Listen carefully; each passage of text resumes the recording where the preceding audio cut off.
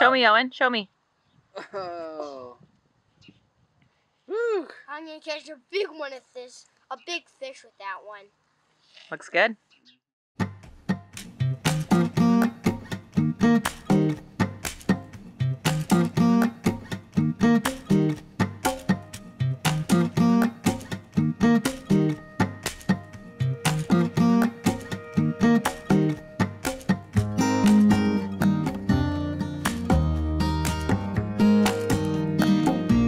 Welcome to the Potager garden.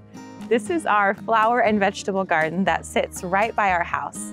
We built this garden 3 years ago when we first moved in, and I gotta tell you, it's been pretty rough around the edges. There's been a lot of weeds, a lot of misused space, just, you know, trying to figure things out. But I feel like we've made some huge strides this year. We are determined to keep a tidy garden this year. Not because things need to be perfect, but because I want to be mentally free of the weeds so that we can spend more time enjoying the gardens and less time working in the gardens.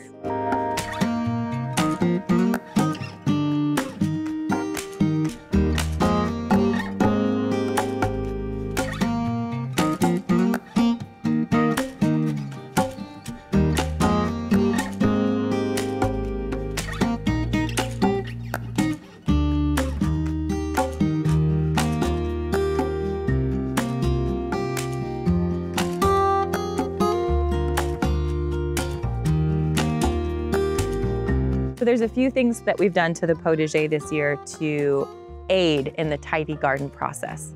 The first is that we created actual pathways, which means there's now set spots in the potager that you can walk and set spots that are designed for garden. So in years past, we've tried to cram in as much into this small little garden as we can. But last year we developed this big market garden with about 15 long rows, and that allowed us just to breathe because our goal really is production in the market garden. So we fill that with crops that we need a lot of, like carrots and onions and potatoes and beets and that kind of thing. And the potager garden we've kept this year more for just a few plants, like a few potato plants, a few tomato plants that we want to keep on hand right by the kitchen. And then a few maybe novelty type crops like broccoli and peas and lettuces that we'll eat and we'll eat a lot of, but that we don't need to store, 600 pounds of. So creating pathways was a big one because now we're able to put in weed tarp on those pathways. And that literally, in our square footage of this potager, it eliminated half of the weeding just by putting down the weed tarp and establishing pathways, giving ourselves a wide enough path to put wheelbarrows down, to take wheelbarrows down.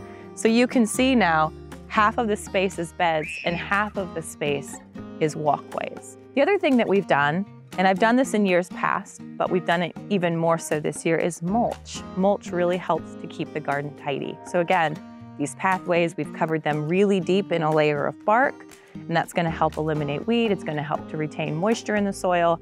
It helps it look really nice. So even though I know a garden will always turn into a jungle partway through the summer, but even with that, the mulch really helps to kind of establish that, that tidy space. Again, I don't need the garden to be perfect. I don't need there to be clean lines everywhere. Most of the rock beds that we have, they're twisty and turny and kind of more free-flowing. But as far as the garden space inside the fence now, we have nice structure, which I think really helps. Another major thing we did to keep a tidy garden this year is we put in irrigation lines, baby. Before the crops grew in, baby. Which is way tidier and way easier than hauling hoses around all over the place. If you've ever had a garden, especially like a July garden where everything's really grown in, and you've tried to haul a hose around or get a sprinkler head to work, it's really difficult.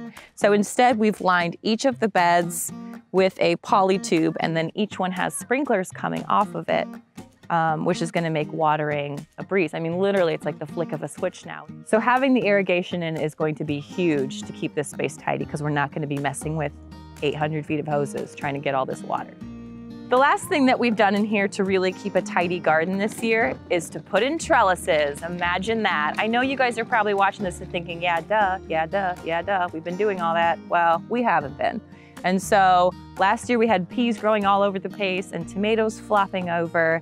This year we actually took the time to put in a trellis system. This one is for our peas, and we just used big wood posts and chicken wire, and we were able to get a 20-foot row of peas planted.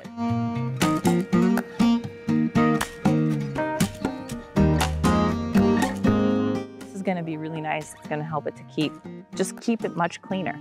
So, I mean, this is really exciting to me that the garden's gonna be in a better state.